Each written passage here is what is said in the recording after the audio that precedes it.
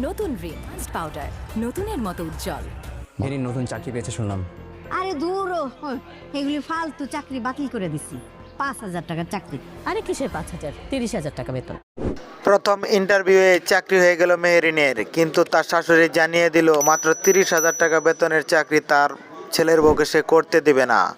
Hello সুপ্রিয় viewers, আসসালামু আলাইকুম। কেমন আছেন সবাই? আশা করি সবাই ভালো আছেন। তো সুপ্রিয় ভিউয়ার্স, ইতিমধ্যে আপনারা এটাই আমাদের গল্প নাটকের 21তম পর্ব দেখে ফেলেছেন এবং অধীর আগ্রহ অপেক্ষায় আছেন পরবর্তী 22তম পর্বটি কবে আসবে এবং কী করলে সবার আগে দেখতে পাবেন। সমস্ত কিছু জানিয়ে দেওয়া হবে আজকের এই ছোট্ট ভিডিওটিতে, তাই সম্পূর্ণ ভিডিওটি দেখতে থাকুন। আর পরবর্তী পর্বে কী ঘটবে তাও জানিয়ে দেওয়া হবে। তো সুপ্রিয় ভিউয়ার্স, আপনারা আমাদের এই ছোট্ট চ্যানেলটিতে যদি নতুন হয়ে থাকেন তাহলে অবশ্যই চ্যানেলটি সাবস্ক্রাইব করে পাশে থাকা বেল আইকনটি বাজিয়ে রাখতে বলবেন না। আর কে কোথাও হতে ভিডিওটি দেখছেন সেটিও কমেন্ট করে জানাতে বলবেন না।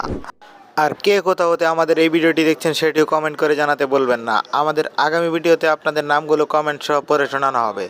তো সুপ্রিয় ভিউয়ার্স, আমাদের গত ভিডিওতে কমেন্ট করেছিলেন চট্টগ্রামের সাতকাহিনী থেকে মুনতাহা, সিলেট থেকে জান্নাতা আরা, কিশোরগঞ্জ থেকে নুসরাত ইমরান, আপনাদের সকলকে অসংখ্য ধন্যবাদ। এছাড়া রাঙামাটি থেকে রিমঝিম, নারায়ণগঞ্জ থেকে সোহাগী আক্তার, আপনাদের সকলকে অসংখ্য ধন্যবাদ কমেন্ট করে আমাদের পাশে থাকার জন্য। তো সুপ্রিয় ভিউয়ার্স, আপনারা কিন্তু এটাই আমাদের গল্প নাটকের 21তম পর্বে দেখেছেন, যেখানে মেহেরিন কিন্তু একটি বেসরকারি চাকরি পেয়েছিল 30,000 টাকা বেতনের, কিন্তু তার শাশুড়ি জানিয়ে দিল তাকে মাত্র 30,000 টাকা বেতনের চাকরি করতে দেবে না।